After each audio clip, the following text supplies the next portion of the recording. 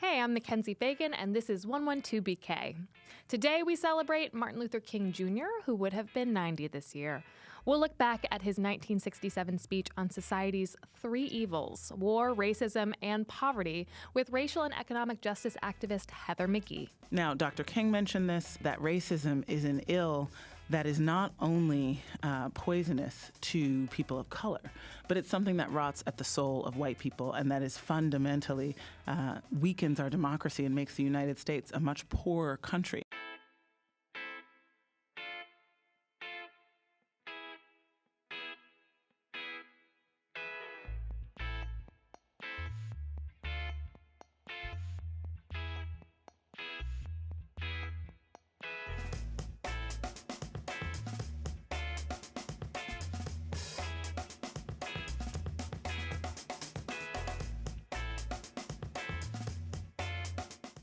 Steadily rising income inequality, an unpopular and never-ending foreign war, and elected officials who don't understand why everyone gets so offended by white supremacy. Looking good, 2019. But none of this is new. When it comes to injustice, every day is Groundhog Day.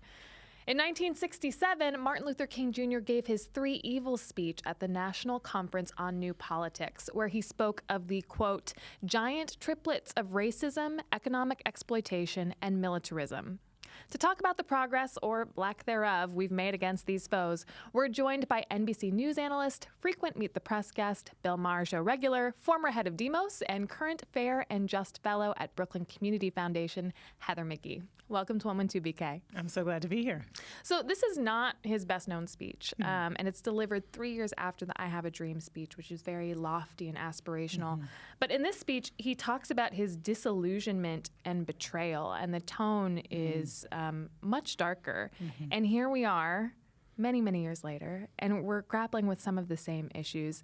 Should we be surprised? Is the moral arc arcing towards when are we going to get to justice? When does that happen?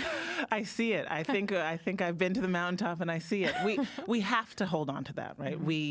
I think a lot about African American politics. I'm an African American woman from the South Side of Chicago originally. If I think about the black politics, they always have hope. If you think about Jesse Jackson, Keep Hope Alive, you think about Barack Obama, hope and change, a little closer to home, Harold Washington, it's essential to have that hope. Now, what you hear in Dr. King's speech on the three evils is certainly, it was a conversation he was having about really giving his analysis about the problem. It was not the invocation that he would have done inside a church or certainly that he did on the Lincoln Memorial. And you have to have the right analysis of the problem so that you can have the vision of where we need to be to change it. A few things struck me about the speech. As I mentioned, one is how contemporary it seems, down to the fact that he literally has a passage where he's like, not all white people. He's like, don't worry, I don't think all white people are racist. I was like, he had to do that too? That's awful. And then the other thing is that, as you said, I think that we all have to have hope going forward, but it also makes me feel good that even Dr. King had moments where he's like, it's a dark time, guys, and we've got to get to work. And he really gets into the weeds on some, policy implementation as well. In the speech, he talks about an adult literacy program in Chicago where the AMP was going to give 750 jobs to people who enrolled in this program and how they were thwarted by the Democratic machine, really gets into the weeds on some of these things. And it's so nice to see that side of him as well, because I think so often we think of him as an orator. But really, he also had, some real policy suggestions. That's right. I mean, he was the kind of leader that we don't see all the time. He was an inspiring visionary. He was also a brass tacks community organizer.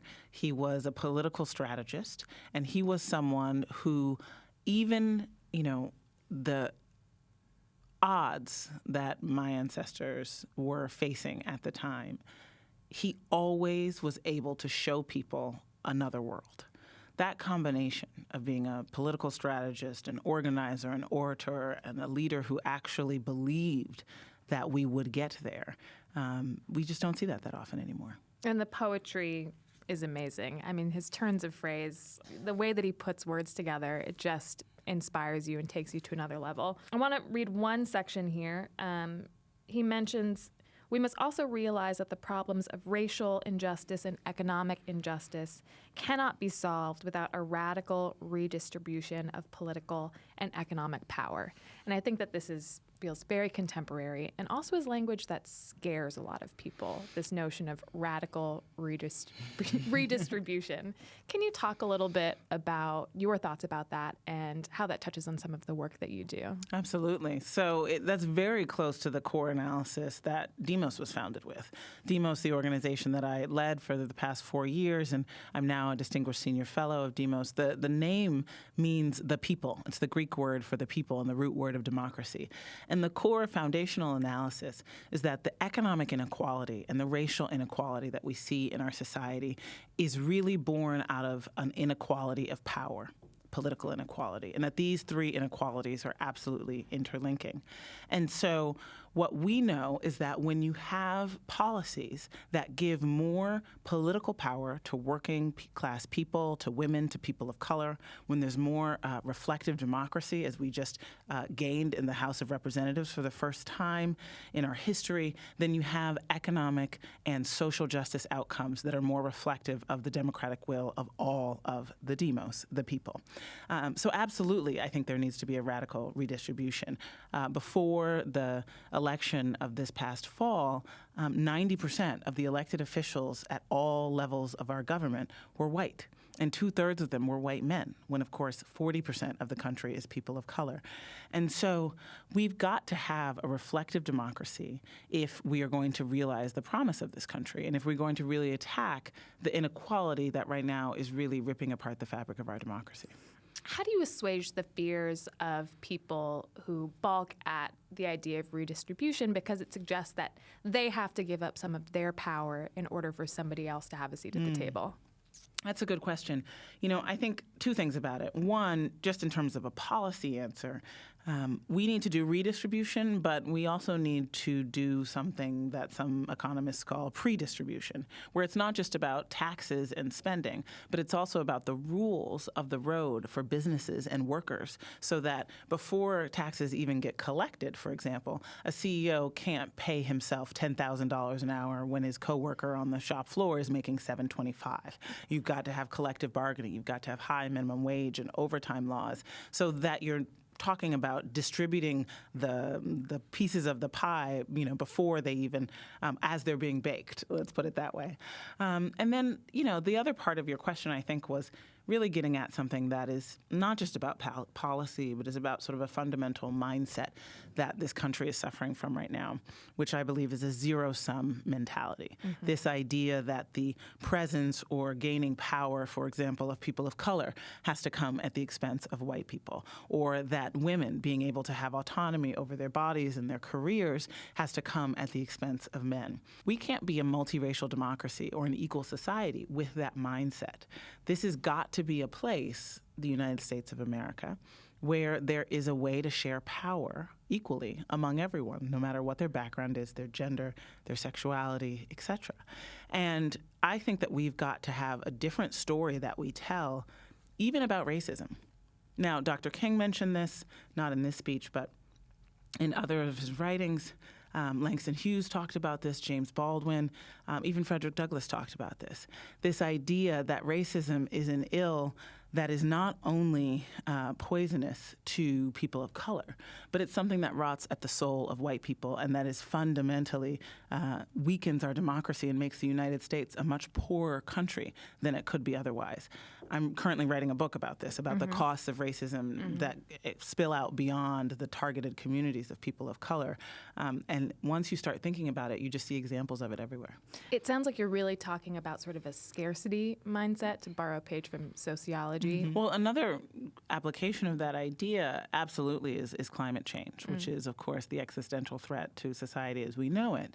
And if Dr. King were alive and had read the UN climate report and knew what was going on, he would have some things to say. He would have some things to say. And he, I think, though, would have a vision of abundance. I mean, there's absolutely a possibility if we had the political equality, right? And if the fossil fuel companies couldn't write the rules for the rest of society as they do now, if we had political equality, you could see something like, the Green New Deal, where you actually have a transformation of our economy in a very positive fashion. Yes, there would be some sacrifices. I think we need to have a World War-style mobilization where everyone is changing their behavior and everyone's willing to do things differently than they have to save the planet and save the species that are going extinct on a daily basis.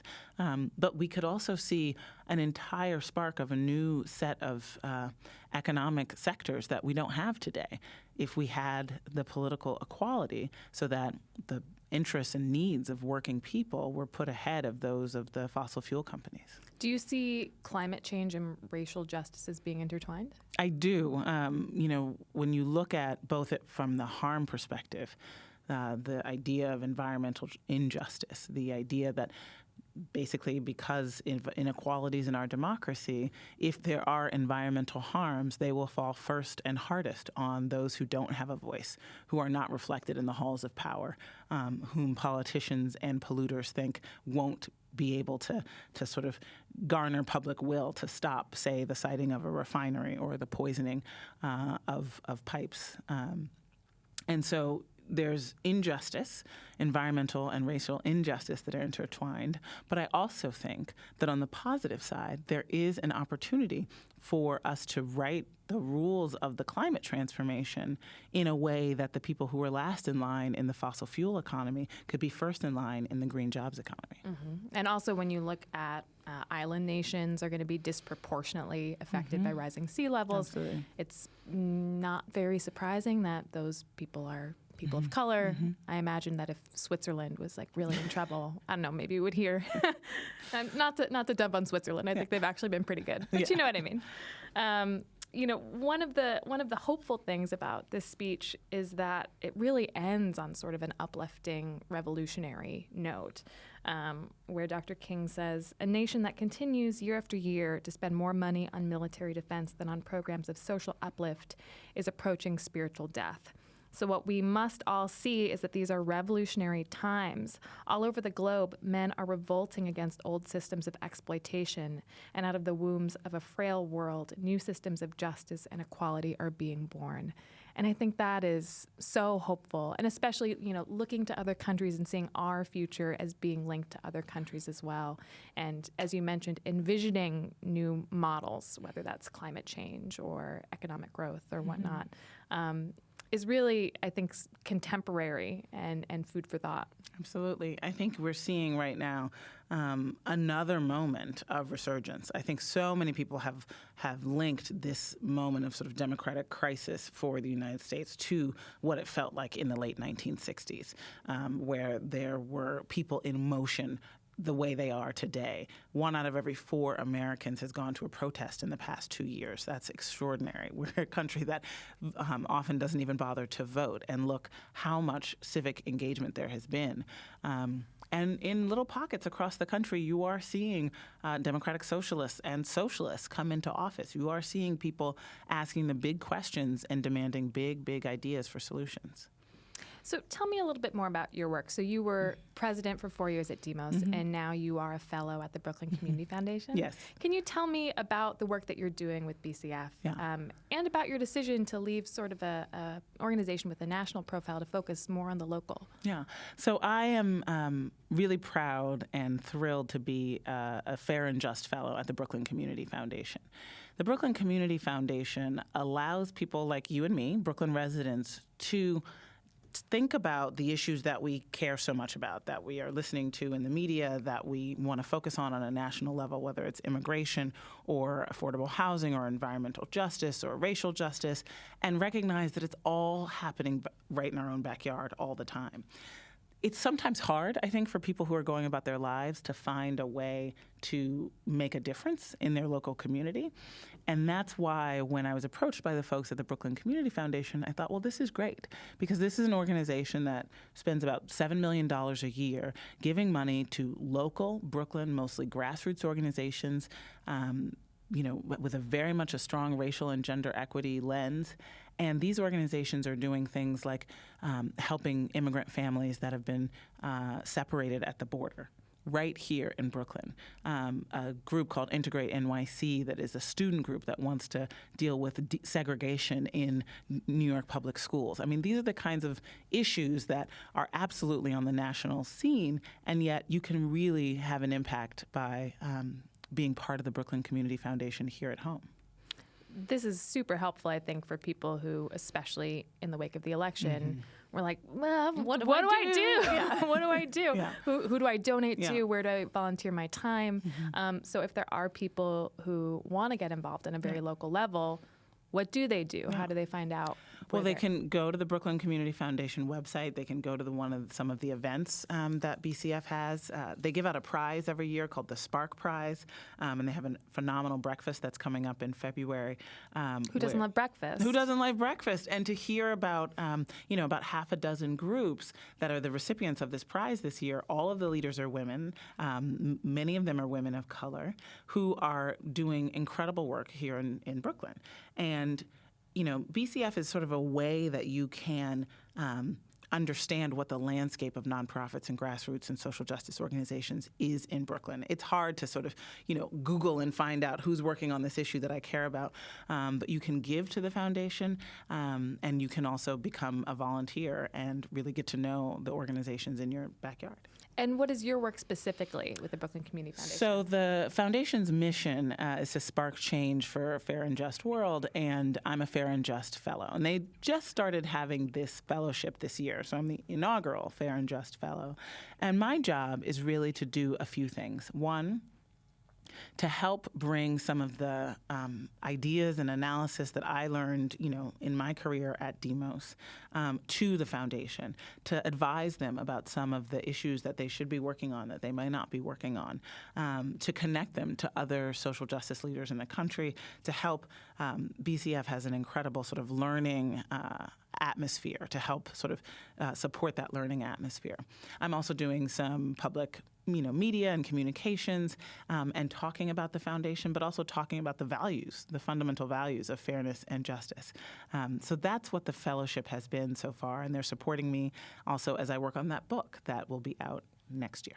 And tell us the title of the book. Yeah. Can we pre-order it yet? Or you can't even pre-order it yet. It is still on my laptop and in the cloud. It has a working title that I don't love yet, but it's fundamentally about the costs of racism to us all. If anybody has ideas for book titles, tweet at Heather. That's right. Yes, what would you call a book that's about the cost of racism to us all? Please tweet me at McGhee. Excellent. Twitter hive mind. Go to work.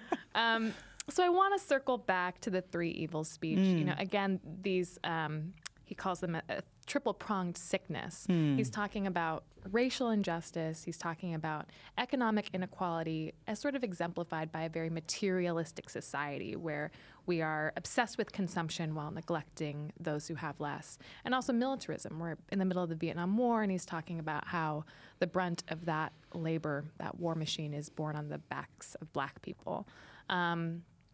How do you think we're doing today? Do you think that if Dr. King were here today, he would be proud of us? Do you think he would be upset that we haven't made more progress? I think if Dr. King were here today, we would have made more progress. I mean, the country does need leaders, moral leaders, visionaries to show us the way and to fight the fight. And the program of assassination that happened in the 1960s with so many of our social justice leaders, so many of our racial justice leaders, was absolutely devastating. It had its intended effect. It had its intended effect. That said, I look today at the budget, the federal budget, and you can see the signs of those three illnesses, absolutely. This president has proudly boosted the defense budget to one of its highest levels ever. It's also a time when we've got record deficits because of the costs of basically kickbacks to wealthy donors in the form of the massive tax giveaway that happened last year. And then we've got so much of our social spending being directed towards incarceration, mostly of, or predominantly or disproportionately of brown and Black people, and increasingly of women for economic crimes and for self-protection. So we've got a values document in the federal budget, and it's very clear that just as Dr. King indicted, we still have that kind of misappropriation and misalignment of our values. I think that's a really interesting way to think about the budget, that if you were to give this document to an alien and then ask them to construct the society that allocated funds accordingly, what would that society's values be? And I don't think that we would look so hot. Dr. King says in the speech, again, we've deluded ourselves into believing the myth that capitalism grew and prospered out of the Protestant ethic of hard work and sacrifice. And again, this is coming from a Protestant minister. The fact is that capitalism was built on the exploitation and suffering of black slaves and continues to thrive on the exploitation of the poor. I feel like this is rhetoric that, we still see to this day, the bootstrap type of mentality, that nothing was given to me. How do you combat that? How do you counter that argument without threatening the person making that argument? I, in the research and interviews for my book, I've had to engage head-on with the very psychological and mental constructs of whiteness. And one of the core elements is projection. There is a psychological concept. One of the core elements is projection. So often when someone has built a psyche that is fragile, and whiteness is inherently a fragile identity. It's an identity that was created not out of some, tradition or background or culture or even national identity, but an identity that was simply about skin color and simply about hierarchy and privilege, which is different than saying, I'm Irish and Scottish American. It's saying, no, I am actually just white, which means I am white in the social hierarchy that puts white over all other colors and of the skin. concept of whiteness grew to expand and include Irish, Italians as those people rose in the hierarchy. Exactly. And so one of the core things you see is projection. And this is one of those examples. The idea that black people are lazy, when black people came into this country solely to work, and if they stopped working at any point, they would have the threat of violence or death. So, you have a Southern plantation system where there were people who were making, the equivalent of millions of dollars, and we're living the life of retired people. And that is one of the things that happens so often, is that a country where the government has, for almost all of its history, explicitly favored one race over all others, you now have this idea that the government is completely on the side of people of color. That's a very sort of like white nationalist or even just white anti-government conservative idea. I don't want to support, Obamacare or welfare because it only goes to black people. Of course, that's not true, but it's a really important psychological function that happens to try to shift blame away and reverse what's actually true. Absolutely. And Dr. King in this speech as well refers to, in the mountain states, in the Midwest and in the West, the free land that was literally given to any white person who could come and claim it. Right. And then, the land grant universities that were established to give people a free education as well. And that, of course, we sort of forget about those when it's convenient. Yeah. So you've mentioned that you've grappled with the concept of whiteness a lot. You also have dealt with white people, in particular one caller to a C-SPAN show, which is a notorious episode. Can you tell us a little bit about what happened? Sure. This was in mid-August in 2016. It was a sort of Donald Trump campaign summer, lots of racialized rhetoric, and I went on this show on C-SPAN called Washington Journal, which is just a call-in show. It's sort of like a radio call-in show, but on TV.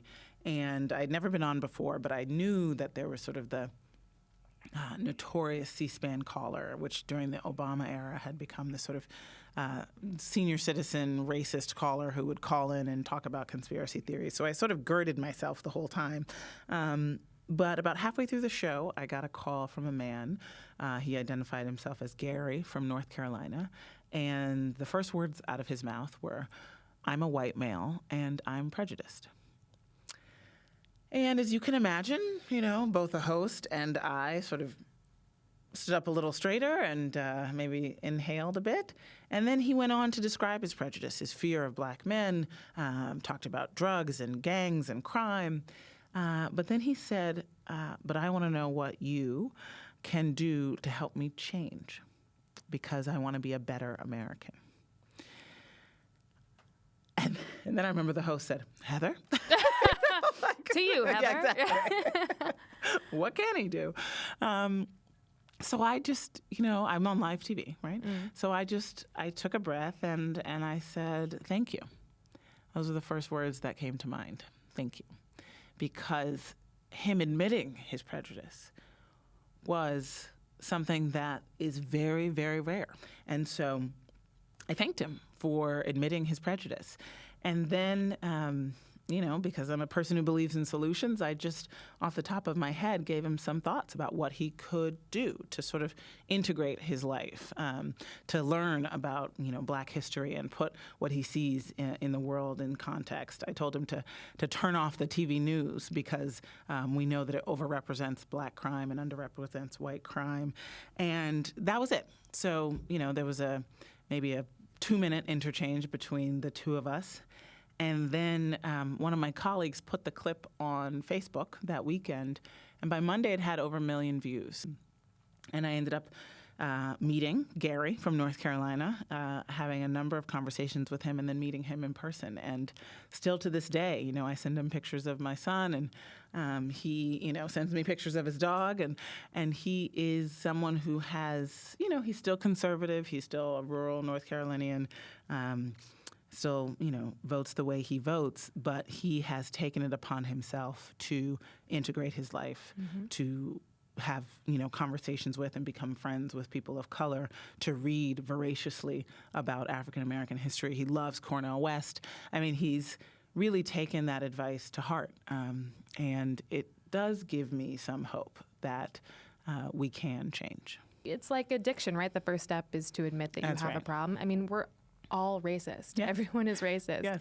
And so we cannot be in this country and inhale the oxygen that is a racial hierarchy without, taking some of that in. Right. Even people of color have a lot of internalized racism. Absolutely. And so I think that my hope is that we spend this Martin Luther King Day thinking not just about service, which is wonderful, but also specifically about the ill of racism, and do our best to commit to acknowledging that there's no possible way that a country that was founded on a belief in a hierarchy of human value, in an economy that was founded on the kidnapping of people and the separation of families and the theft of land, there's no way that we don't still have those beliefs swimming around us. And so now let's just take a little bit of American pride and ingenuity in thinking about how to overcome it. Heather McGhee, thank you so much for joining us. Thank you.